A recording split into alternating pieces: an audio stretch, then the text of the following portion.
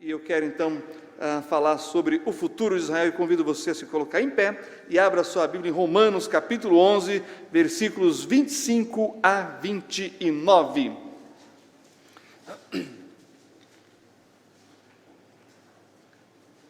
Olha, se eu fizesse um estágio aqui de um mês, eu acho que eu ia aprender a Libras. Eu gostei de duas coisas que eu vi hoje. Essa daqui, né? Agora tem que fazer certinho. Eu vou tomar um café? É assim? Eu acho que eu preciso de mais tempo. Café. Tá. Aprendi errado. Como é que é eu? E chá? Chá. Eu acho que chá é mais fácil. Gostei dessa aqui também. Consolador, não é isso? Fiz certo? Para frente assim. Consolar. Eu gostei dessa. Essa é muito boa. Porque é assim que a gente consola os filhos da gente que estão chorando. A gente passa a mão na cara. Essa é fácil. Essa acertei direitinho, acertei? Acertei? Essa fiz direitinho? Eu fiz direitinho? Estou fazendo direitinho? Então tá bom. Obrigado. Eu acho que eu vou precisar de 6 meses. Mas vamos lá, que Deus me dê graça. Romanos capítulo 11, versículos 25 até o versículo 29. Se você já achou, diga amém. Amém. Graças a Deus. Diz assim, capítulo 11 de Romanos, versículos 25 a 29. Porque não quero, irmãos, que ignoreis este segredo, para que não sejais sábios em vós mesmos, que o endurecimento veio em parte sobre Israel, até que a plenitude dos gentios, daqueles que não são judeus, haja entrado. E assim todo Israel será salvo. Como está escrito, de Sião virá o libertador, e desviará de Jacó as impiedades, e esta será a minha aliança com eles, quando eu tirar os seus pecados. Assim que, quanto ao evangelho, são inimigos por causa de vós, dos crentes gentios. Olha que interessante isso daqui. Mas quanto à eleição, amados por causa dos pais, os patriarcas, porque os dons e a vocação de Deus são sem arrependimentos. Vamos orar? Pastor João, ore pela mensagem e o mensageiro. Pai querido, nós estamos diante da tua bendita e santa palavra. Rogamos a ti que o Espírito Santo do Senhor ilumine o pastor Alexandre nesse momento. Sim, Deus. Para explicar a tua palavra e aplicar nos nossos corações. Amém, Senhor. Transforma nossas vidas, Pai. Estamos nas tuas mãos. Em nome de Jesus. Amém. Amém. Poder sentar, irmãos. É claro que se você não guardar Boker Tov, Erev Tov, Shalom Aleichem, você pode ainda se virar lá em Israel com Shalom. De manhã você pode falar com um israelense assim, Shalom. É bom dia também, serve. Oi, Shalom. Tchau, Shalom também. Então, ficou fácil o nosso hebraico, né? Olha a pessoa que está do seu lado aí, pega na mão dela e diga o quê? Shalom. O que você está desejando? A paz, oi, boa noite e tchau. Tudo.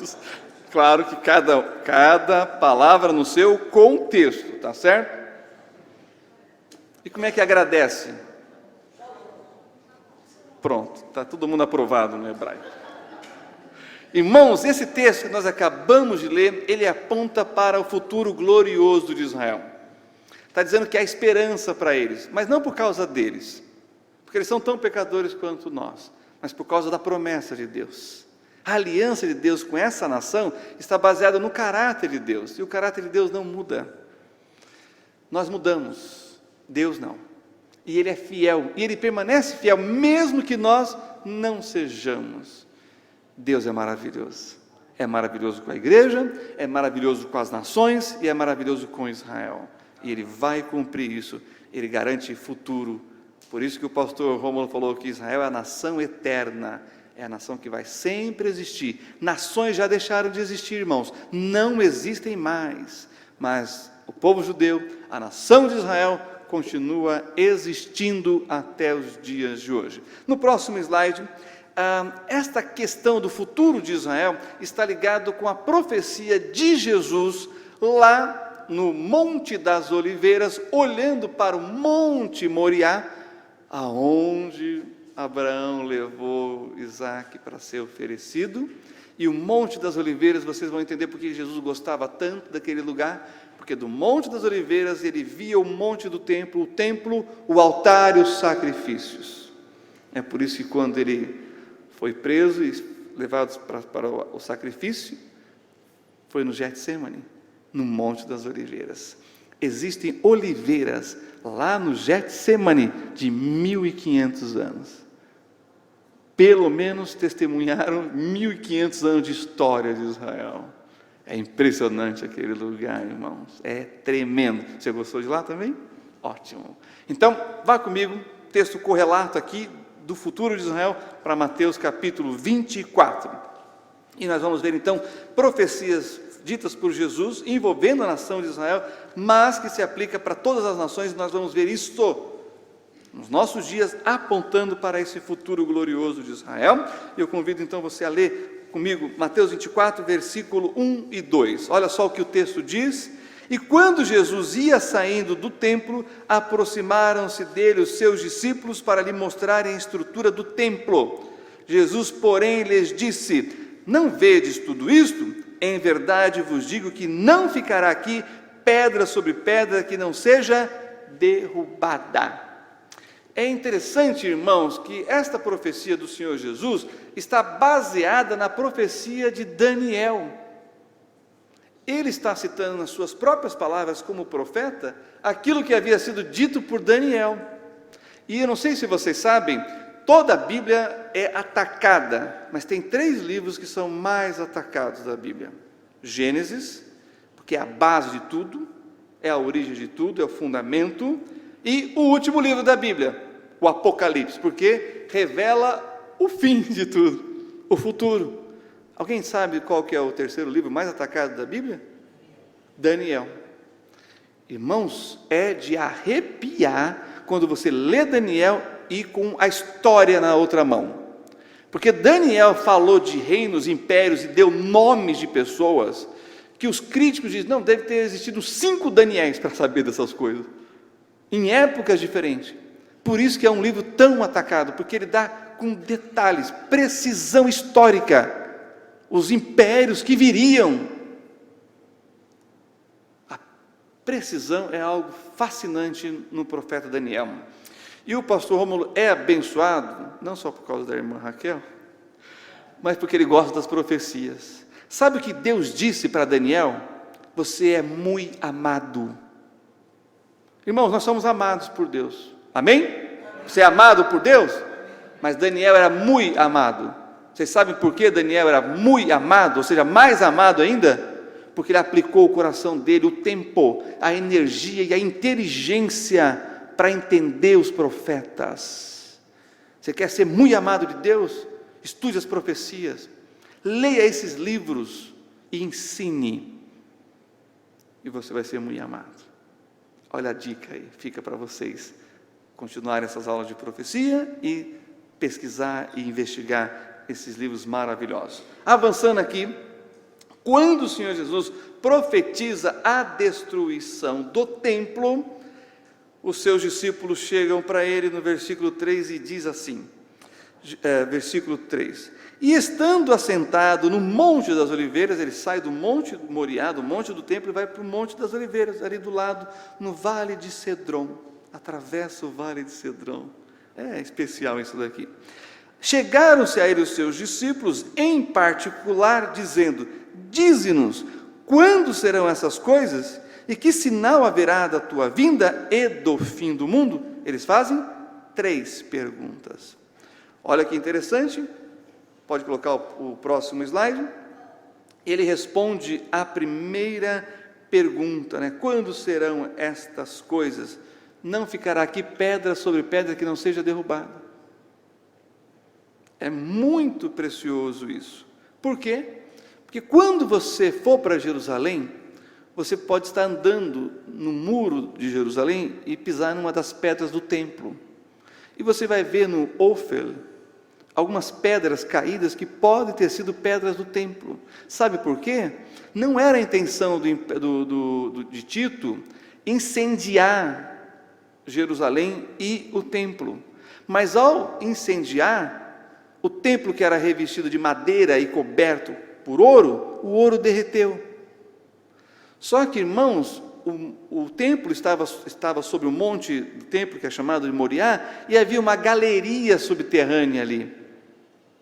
E você anda nessa galeria, está escavada, e nós vamos ver um lugar onde era a sala do sumo sacerdote, antes dele subir para o templo. É um negócio fascinante isso, é o chamado túnel do templo. Tem pedras lá enormes, que ninguém sabe como é que foi parar lá, se foram levados, se foi esculpido mesmo. As galerias do monte do templo. Então o que aconteceu? O ouro derreteu e entrou nas brechas dessas fendas que foram surgindo por causa das pedras que foram lançadas. Se você for para Massada, você vai ver essas pedras lançadas pelas catapultas. Imagina isso. Estou falando de um objeto de 2000 anos atrás. Então, o despojo dos soldados romanos é o que eles conseguem pegar daquilo que é precioso do povo da cidade que eles destroem e conquistam. Se recolhe o ouro, se entrega a parte do império e tem a sua parte também. Então o que os soldados romanos fizeram para pegar o ouro que derreteu? Viraram as pedras para raspá-las e tirar o ouro, cumprindo no ano 70 depois de Cristo essa profecia, que não ficaria pedra sobre pedra. Depois eles reconstruíram com aquelas pedras do templo a muralha que eles haviam destruído. Então é possível você andar sobre as pedras que eram as pedras do templo de Salomão, que foi destruído, reconstruído e ampliado pelo Herodes, o rei Herodes, está certo? Agora, quanto às outras duas perguntas que tem aqui, sinais da sua vinda, nós vamos ver agora. Mas do fim do mundo, aí vamos deixar para uma outra oportunidade, tá certo? Próximo slide. Olha só que interessante, aqui ele começa falando sobre os sinais da sua volta, apontando em Israel o termômetro da profecia. De lá a gente vai medir a temperatura, quão próximo estamos da volta de Cristo. Acompanhe comigo então, versículos 4 e 5, que diz: E Jesus respondendo, disse-lhes: Acautelai-vos, que ninguém vos engane, porque muitos virão em meu nome dizendo: Eu sou o Cristo, e enganarão a muitos. Agora vá comigo para o versículo 11. E surgirão muitos falsos profetas e enganarão a muitos. Agora o versículo 6 e 7. E ouvireis de guerras e de rumores de guerras, olhai, não vos assusteis, porque é mistério que isso tudo aconteça, mas ainda não é o fim. Porquanto se levantará nação contra nação, e reino contra reino, e haverá fomes e pestes e terremotos em vários lugares. Deixa eu então explicar um pouco mais sobre essa questão dos falsos messias. Houveram falsos messias antes de Jesus e depois. O imediato depois de Jesus foi Bar Corba, que quer dizer filho da estrela, ou estrela da manhã. Já ouviram esse nome na Bíblia? Ele foi reconhecido como Messias pelo rabino Akiva, o rabino mais famoso do segundo século em Israel. E ele diz: esse é o Messias. E eles se insurgiram novamente contra os romanos, e os romanos vieram atacá-los, e os judeus crentes não lutaram contra os romanos. Desse dia em diante, 135 depois de Cristo, os judeus messiânicos foram banidos do judaísmo, porque eles foram considerados como traidores. Mas por que eles não lutaram? Porque eles não criam que Bar Corba era o Messias, que Jesus era o Messias. Vocês perceberam?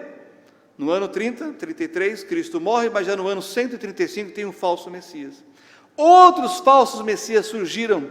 Tem um, inclusive, que ele se declarou Messias, mas aí ele caiu na mão dos muçulmanos, e para não morrer judeu, ele se converteu ao Islã. Só que, agora, na década de 90, morreu um outro candidato a Messias, o Rebbe de Lubavitch. Esse Rebbe de Lubavitch, o Kurt Nelson, ele foi um judeu polonês que foi para os Estados Unidos no começo da Segunda Guerra Mundial, jovenzinho, fugindo com a família. Ele se tornou um rabino muito famoso lá no Brooklyn, em Nova York. E aí o que aconteceu? como os seus seguidores achavam que ele realmente era o Messias prometido, ele já estava com uma certa idade, meio doentinho, ele entregou, sabe o que, para os seus discípulos principais? Um bip. As crianças aqui não sabem o que é isso, os adolescentes também não sabem, depois a tia explica para vocês, pergunta para a tia, para o tio. O que sabe o que é bip? Os mais velhos, porque você não sabe o que é bip, você sabe? Então, quem é da época do bip, levanta a mão. Todo mundo entregando a idade, tá certo. Ele entregou um bip, e o combinado, isso aqui é sério, irmãos, o combinado era o seguinte: depois que ele morresse e ressuscitasse, ele iria bipar os discípulos. Acabou a coisa, não tem mais bip. Mas, se vocês forem para Israel, vocês vão ver outdoors com o rosto dele escrito em inglês, Messiah Now, ou em hebraico, Mashiach Achav, o rosto dele dizendo, Messias agora. Eles ainda estão esperando que esse Senhor vá ressuscitar e aparecer como Messias. É um grupo pequeno, mas existe. Irmãos, nós temos falsos Messias judeus, latinos, coreanos e brasileiro. Quem aqui conheceu o Henrique Cristo? Eu assisti uma entrevista dele e o entrevistador perguntou para uma das moças que estava acompanhando ele, mas como é que você sabe que ele é Jesus, é o Filho de Deus? Por causa da voz dele. Oh, meu Deus do céu, partiu meu coração, sinceramente. Aí ele vai dizer, vocês não cresceram ouvindo que Deus é brasileiro, então? Irmão, seria engraçado se não fosse triste isso daí, porque tem pessoas que seguem ele, lá em Brasília, como Filho de Deus. Os falsos messias estão surgindo desde a época de Jesus, a profecia está se cumprindo nos nossos dias, e os falsos profetas então? É impressionante como tem falso profeta nesse mundo, só que ninguém quer aceitar a lei dos profetas. Sabe qual é a lei dos profetas? Se trouxer uma profecia e não se cumprir, deve ser apedrejado. Você já viu alguém sendo apedrejado? Todo mundo quer ser profeta, mas ninguém quer a lei dos profetas. Não dá, né? Bom, próximo slide, nós temos essa parte que realmente tem marcado a história da humanidade, e nós já mencionamos sobre a questão da munição, já falamos sobre isso, porém, volta comigo aqui, quando diz no versículo 6, e ouvireis de guerras e de rumores de guerras. Irmão, está acontecendo 30 guerras agora de médio porte. O que é uma guerra de médio porte? É que tem um certo número de pessoas mortas durante um tempo prolongado. Países africanos está acontecendo isso, no Oriente Médio está acontecendo isso, e nós não estamos sabendo disso. Por quê? Porque a mídia não fala. E essas guerras estão sendo municiadas por armamentos que estão sendo produzidos nos vários países, potências mundiais. A guerra do Iraque só teve a aprovação da França, que é o terceiro maior vendedor de armas do mundo, porque os americanos garantiram que eles iam receber o dinheiro que os iraquianos estavam devendo para eles. Vocês sabiam disso? Está acontecendo guerra no Iraque, já morreram quase 1 milhão na Síria e em outros países do mundo. A Ucrânia, recentemente, também sofreu ataques, olha só, recentemente. E a África, irmãos, se você acompanhar as notícias, igrejas sendo queimadas, pessoas sendo assassinadas, crianças sendo... é de partir o coração. Ouvireis de guerras e de rumores de guerra. Quem aqui já esteve no Paraguai? Levanta a mão. No Paraguai? Eu estive lá e eu vi uns fogos, numa época que eu estive lá, fogos, e eu falei, pastor, o que está acontecendo aqui? É jogo? Não, eles estão lembrando a guerra do Paraguai. Guerra do Paraguai? Lembrando? A gente comemora isso? Não, porque nós ganhamos, mas eles que perderam, eles lembram. Eu não sabia, mas na Copa do Mundo, o Paraguai nunca torce para o Brasil. Sabiam disso? Os irmãos que moraram lá sabem. Eles não torcem. Eu sempre achei que eles torciam para a gente. Eles não torcem para a gente. Porque eles lembram da guerra de quase 200 anos atrás, irmãos. Tem general que saiu de São Paulo e que chegou lá, tinha acabado a guerra. Ele falou: eu não atravessei o Pantanal para não lutar. Tirem a espada e passem mulheres e crianças, que era o que sobrou. A gente não quer lembrar essas coisas. Porém, é a única coisa que nós temos de guerra em relação ao Brasil e outro povo. Porém, se você parar para pensar, no ano de 2017, foram assassinadas 63 mil pessoas no Brasil. Muito mais do que todas as guerras de Israel. Em Israel morrem mais pessoas em acidente de trânsito do que em guerra. E Israel está em guerra desde que teve a sua independência. Então, irmãos, o que nós estamos vendo aqui é a profecia se cumprindo nos nossos dias. Ouvireis de guerras e rumores de guerra. Isso aponta para Israel. Israel é esse termômetro aí. Próximo slide. Olha que o versículo continua dizendo, não é verdade? Porque, deixa eu ver aqui. Haverá fomes, no finalzinho do versículo 7. E haverá fomes. Segundo a Organização Mundial da Saúde, de cada 3 pessoas no mundo, uma passa fome, uma é mal alimentada e uma é bem alimentada. Você já foi em feira de ciência na escola do seu filho? Eu fui, já tive aqui várias vezes. Teve uma mesa que tinha na mesa bolinho de Ana Maria, batatinha Ruffles, latinha de Coca-Cola. Eu falei: mas o que é isso aqui?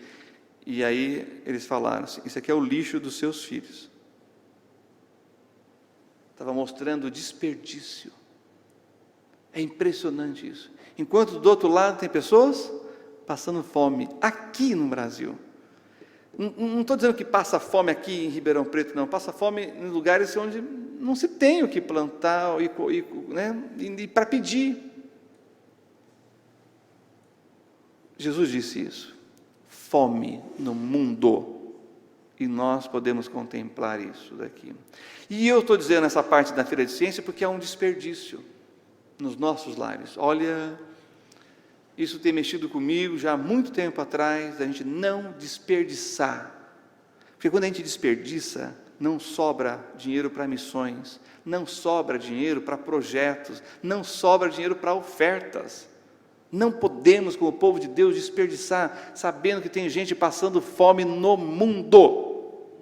Nós temos missionários na África, irmãos, e eles falam assim: mandem para a gente papel e lápis, porque quando manda dinheiro, desviam. Quando manda coisa de valor, desvia. Mas lápis de cor e papel ninguém rouba em alfândega. Olha que coisa impressionante que é isso. Nós temos lá em São Tomé e Príncipe, as famílias trabalham para fazer uma refeição por dia. Trabalham o dia para comer à noite. Sabe o que as crianças comem durante o dia? Banana e manga, que é o que tem plantado. É para a gente pensar, irmãos, o que Jesus está dizendo está se cumprindo no nosso dia. Isso é profecia da segunda vinda de Cristo. E no próximo slide, olha só, no versículo 7 ainda diz: e pestes. Você sabia que existe mais de 100 tipos de câncer? Você sabia que morre por câncer 5 milhões de pessoas? Você sabia que tem um número de 20 milhões de pessoas com AIDS? E que está para chegar em 100 milhões? E logo, 2020 alguma coisa. Quem aqui não tem um parente que não tem um problema de saúde, uma enfermidade, uma doença? Cumprimento de profecia. Essa é a parte geral. Agora, olha só o que diz o finalzinho do versículo, né? E terremotos em vários lugares. Pode colocar o próximo slide. Isso aqui é interessante, porque a gente vê crescendo o número de terremotos no mundo. E teve uma situação que eu presenciei de um filósofo muito conhecido, desses populares que falam na televisão, e um crente, eu acho, levantou e falou assim: o que o senhor me diz do aumento de terremotos no mundo?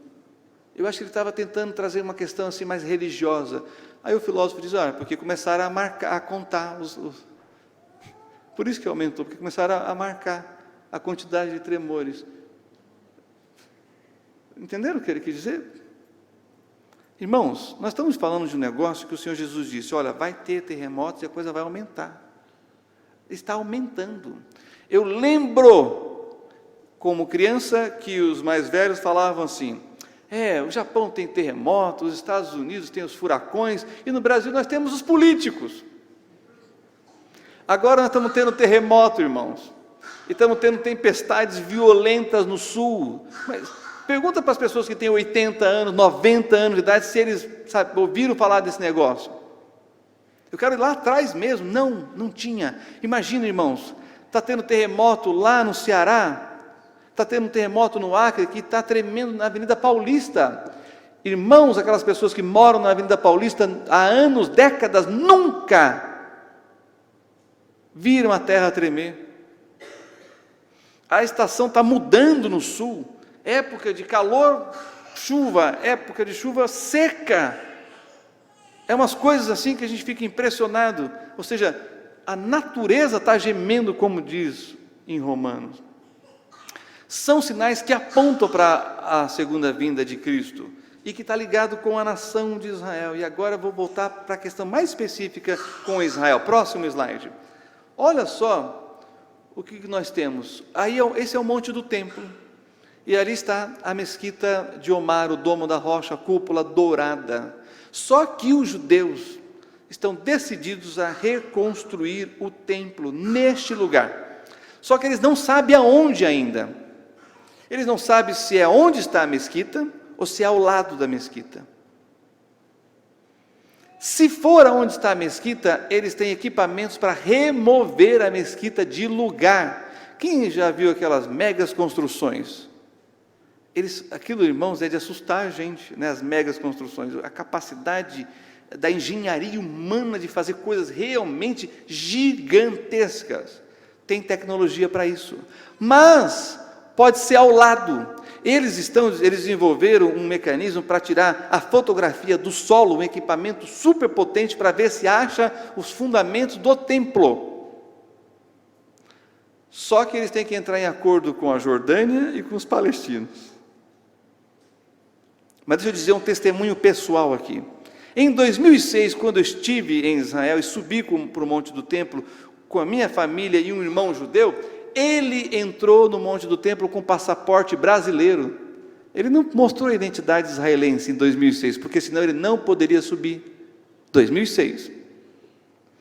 Quando eu estive em 2012, ele subiu com o passaporte israelense. Já podia subir com o passaporte israelense. Tem judeu subindo todo dia no Monte do Templo.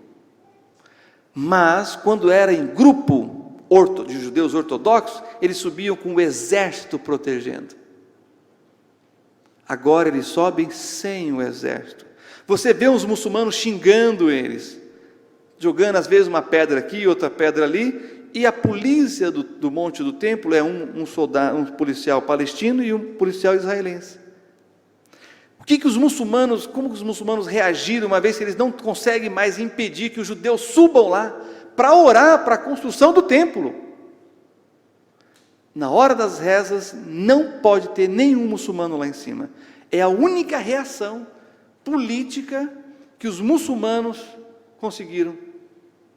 Quando nós vamos rezar, não queremos nenhum não muçulmano aqui. Você é obrigado a sair. Mas, fora desses 5 vezes que eles oram, todos os judeus estão subindo. Judeus religiosos, judeus tradicionais, judeus seculares, judeus ateus.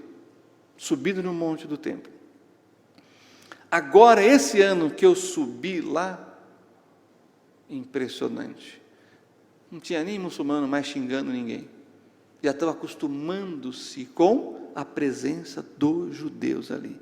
Só que, no ano passado, eles emitiram uma nota. Os judeus querem reconstruir o templo deles aqui. Deixa eu dar um detalhe para vocês que faz parte da lenda islâmica.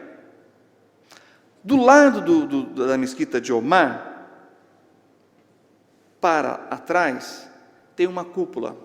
Aquela cúpula é chamada Cúpula dos Espíritos. Quem deu o nome foram os muçulmanos. Porque quando os muçulmanos conquistaram Jerusalém, eles queriam saber se na galeria, debaixo do monte, tinha ouro.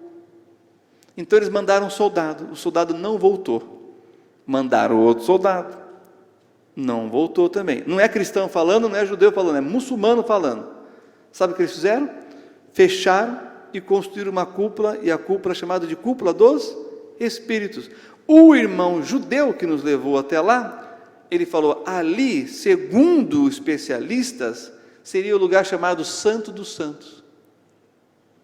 Eu não vou lá. Eu fui lá, dei uma volta, falei, mas... Ele falou assim, eu não vou, eu não sou sacerdote. Só sacerdote que pode naquele lugar. Um judeu crente em Jesus Cristo, ali eu não vou. Ou seja, os judeus crentes também têm respeito com esse lugar. Nós estamos muito próximos da construção desse templo. Próximo slide. Olha só, essa é a tentativa aí. Mas olha que interessante que diz aqui no capítulo 24, versículo 15. Jesus vai dizer... Quando, pois, virdes que a abominação da desolação de que falou o profeta Daniel está no lugar santo, quem lê, entenda. Ou seja, tem que ter um templo para ser profanado. O templo que vai ser utilizado pelo anticristo. Esse templo, irmãos, pode ser construído na tribulação ou antes da tribulação. Tem judeus, escuta isso aqui, vindo para São Paulo para conhecer o templo de Salomão. Sabia disso? E sabe o que eles dizem? Nós vamos fazer o nosso. Mas o nosso é verdadeiro, isso aqui é falso. É o que eles estão dizendo. Agora deixa eu te dar mais uma informação. Próximo slide. O templo está pronto, pré-moldado. E olha só, foi feita uma pesquisa e 80% dos judeus concordam que eles têm o direito de reconstruir o templo. Sabe quem são os 20% de judeus lá de Israel que não concordam? Os ateus. Então, vocês estão percebendo que é a maioria dos judeus que concordam. Próximo slide. Só falta decidir o lugar onde construir o templo. E ter um acordo, claro, com o governo da Jordânia. Israel conquistou em 67, mas permitiu a administração jordaniana, porque é um lugar sagrado também para os muçulmanos. Sabe aquela cúpula dourada? Sabe o que tem lá? A pedra negra. Sabe o que é essa pedra? Os muçulmanos dizem que é a pedra aonde Abraão foi sacrificar Ismael. É isso que eles dizem. Que você cantou de Isaac, eles pensam que é Ismael, e eles falam assim. Mas tem uma outra coisa também. Essa pedra é o lugar onde Maomé, que morreu, foi sepultado em Meca, ressuscitou, pegou o cavalo ao lado dele, veio voando de Meca, o cavalo tocou as patas na pedra e ele subiu para o paraíso.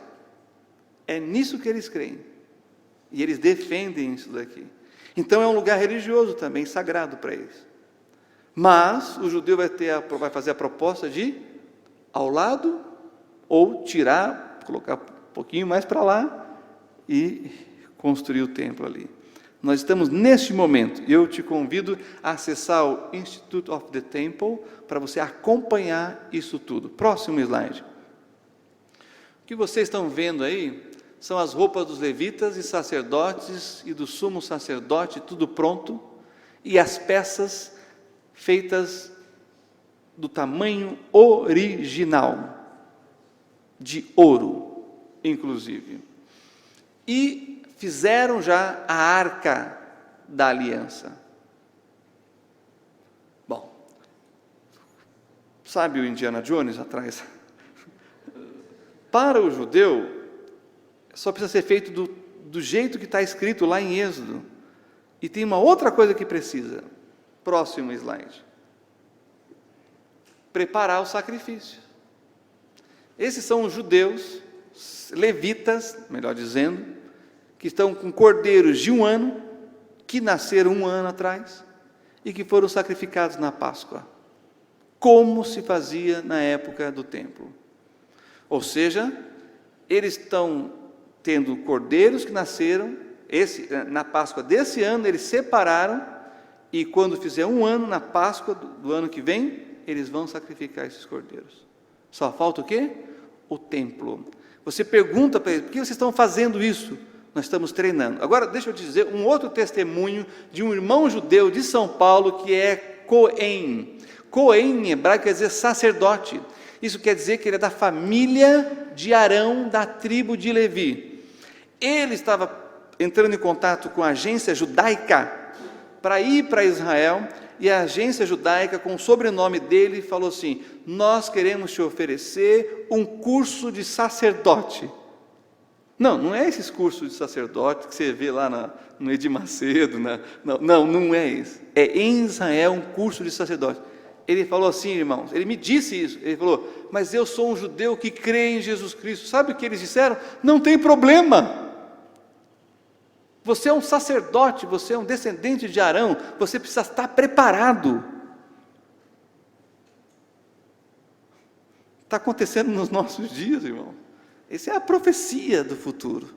Vai acontecer. Está tendo a preparação aqui. Pode colocar o próximo slide e olha só. Alguém sabe o que é isso?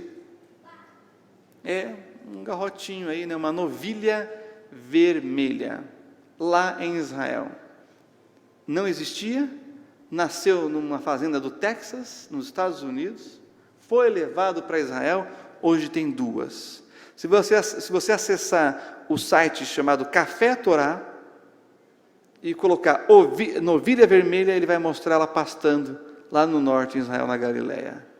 Olha o que diz Hebreus, citando números, vamos lá para Hebreus, capítulo 9, versículos 13 e 14, vá lá comigo, e aí você vai entender do que está falando aqui, e eu vou explicar um pouquinho mais também sobre isso.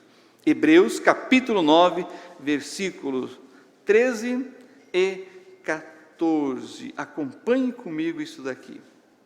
Todo mundo? Lá? Diz assim: porque se o sangue dos touros e bodes e a cinza de uma novilha aspergida sobre os imundos santifica, quanto à purificação da carne, quanto mais o sangue de Cristo, que pelo Espírito eterno se ofereceu a si mesmo, e imaculado a Deus, purificará as vossas consciências das obras mortas para servires ao Deus vivo.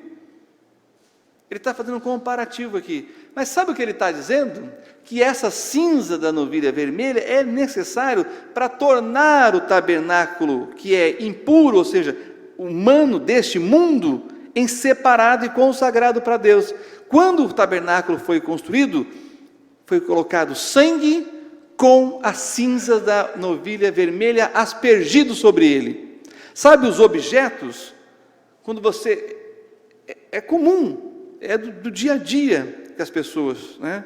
Mas quando jogou o sangue com a cinza, agora só pode ser usado para Deus. Isso é o tabernáculo, isso é o templo. Quando foi feito o templo, foi reconstruídas as coisas que precisavam, principalmente daqueles vasos que não voltaram da Babilônia. E jogou então a cinza de uma novilha vermelha e o sangue, e ele passou a valer como o original. Eles têm as peças, eles têm as roupas, eles estão sacrificando os cordeiros, e eles têm a novilha vermelha. Próximo slide. Volta comigo para Mateus 24, versículos 30 e 31.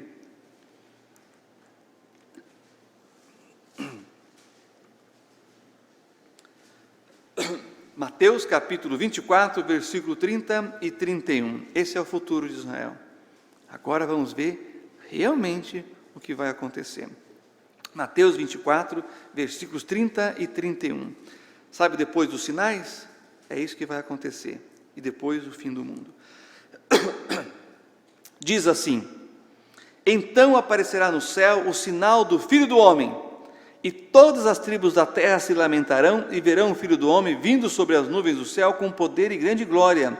E ele enviará os seus anjos com um rijo clamor de trombeta, os quais ajuntarão os seus escolhidos desde os 4 ventos, de uma a outra extremidade dos céus.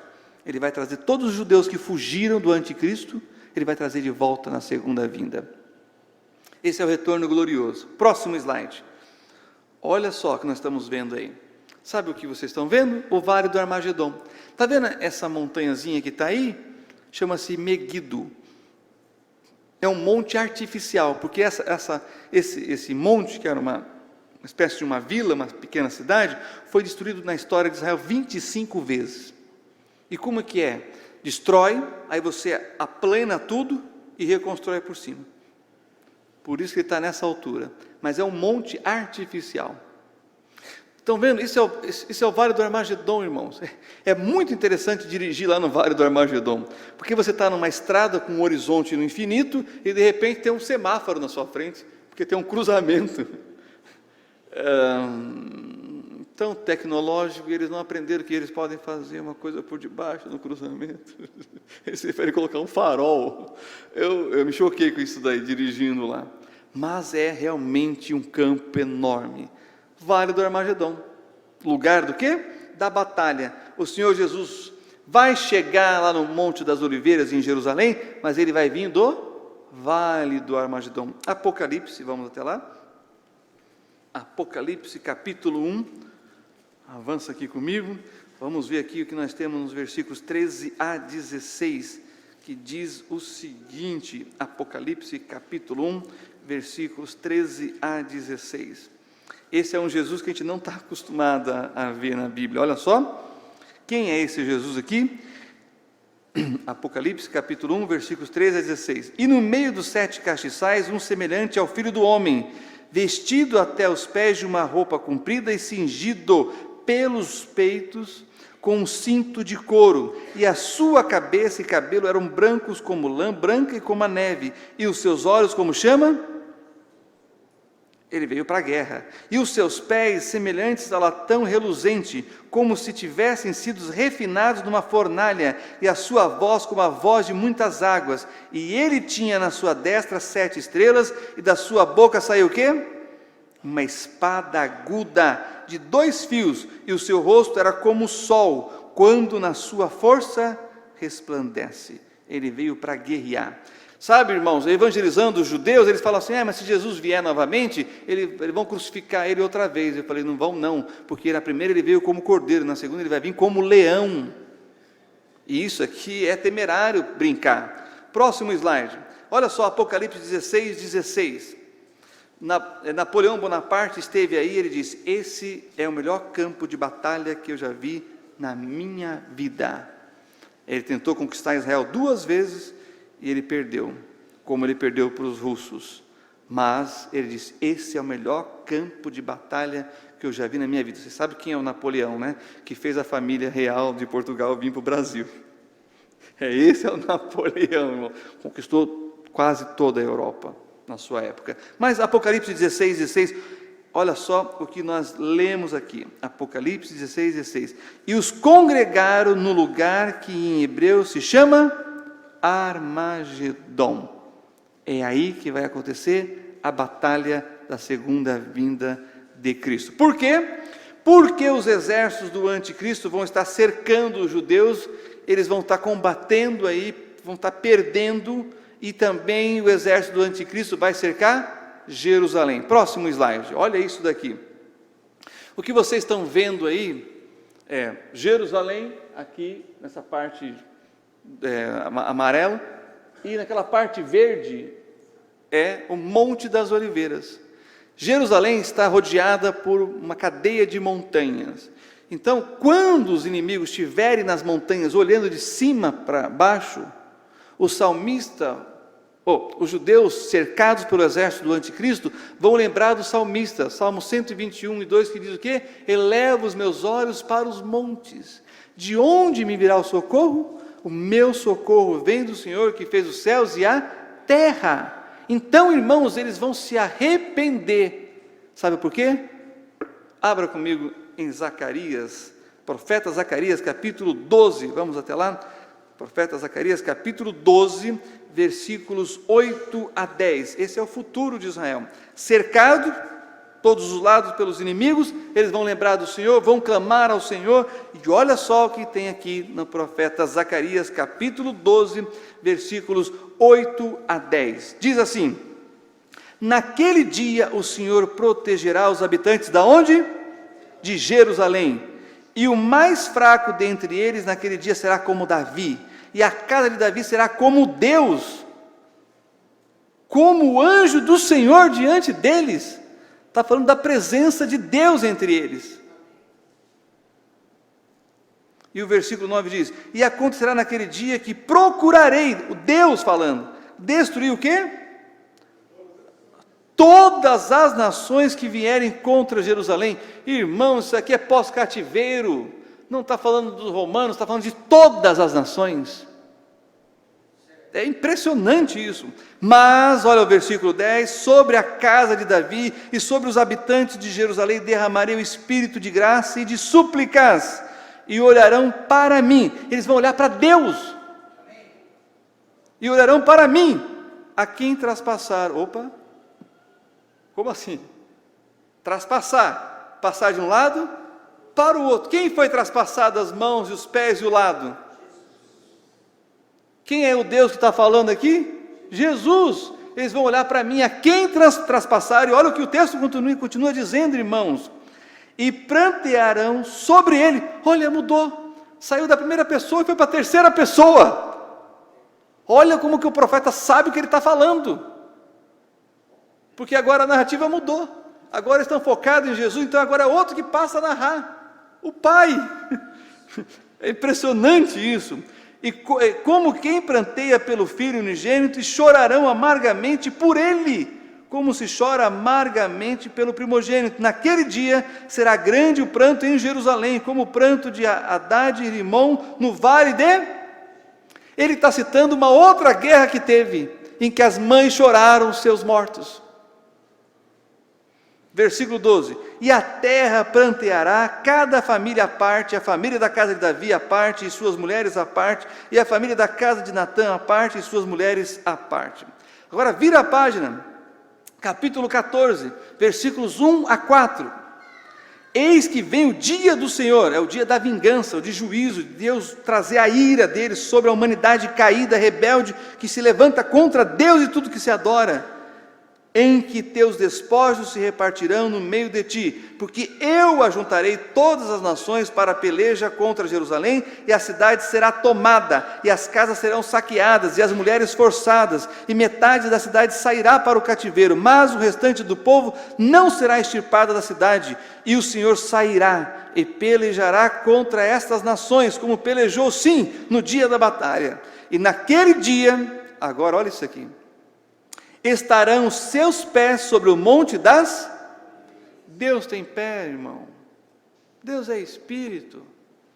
Não é uma figura de linguagem, ele está falando, sairá, lutará, vai batalhar, e colocará os pés no monte das oliveiras. Quem vai colocar os seus pés no monte das oliveiras?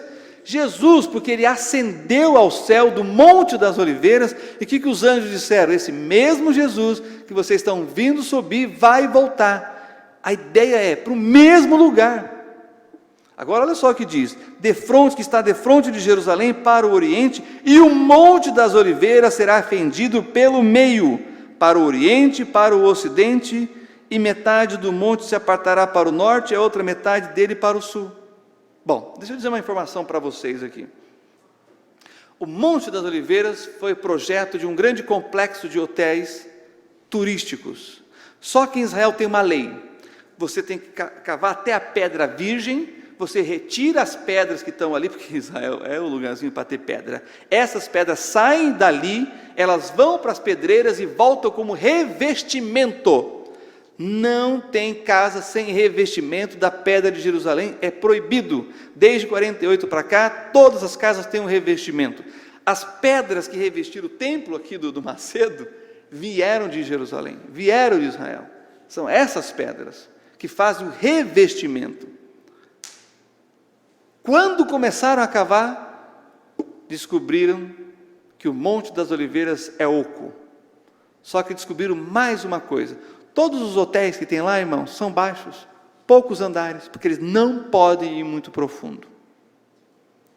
Mas aí, nessa pesquisa, eles descobriram que tem uma fenda, que eles vêm lá do Mar da Galileia, passa no Vale do Jordão, passa no Monte das Oliveiras e vai chegar, sabe aonde? No Mar Morto. Qualquer tremor de terra pode abalar toda essa parte aqui. A irmã Priscila foi lá no Jardim do Túmulo. Tem o túmulo de José de Arimateia, segundo os pesquisadores estudiosos, e teve terremotos em Israel, e esse túmulo foi afetado, e uma parte dele ruiu. Eles colocaram a pedra de Jerusalém para remendar. Você vê isso. Ou seja, essa fenda, de vez em quando, ela dá uma mexida, e treme a terra de Israel. Quando o Senhor Jesus pisar, vai partir. E a Bíblia diz lá no Apocalipse, que vai sair uma água do trono de Deus, que vai chegar onde? No Mar Morto. E o Mar Morto, onde não nasce nada, vai se tornar vivo, no sentido de produzir em abundância peixes. Estão entendendo a profecia? Próximo slide para finalizar. O judeu vai olhar para Jesus, vai se arrepender, vai se converter e será salvo. Volta para o texto que nós começamos, Romanos capítulo 11, e assim eu termino. Esse é o futuro de Israel, não sem luta, não sem batalha, mas com a vitória em Jesus Cristo. Romanos capítulo 11, versículos 26 e 27 diz: e assim todo Israel será salvo, como está escrito, de Sião virá o libertador, e desviará de Jacó as impiedades, e esta será a minha aliança com eles, quando eu tirar os seus pecados. Só há expiação de pecados quando há arrependimento. Israel se arrependerá como nação, e como nação será salvo. Feche seus olhos, abaixe sua cabeça. Pastor Rômulo está com a palavra.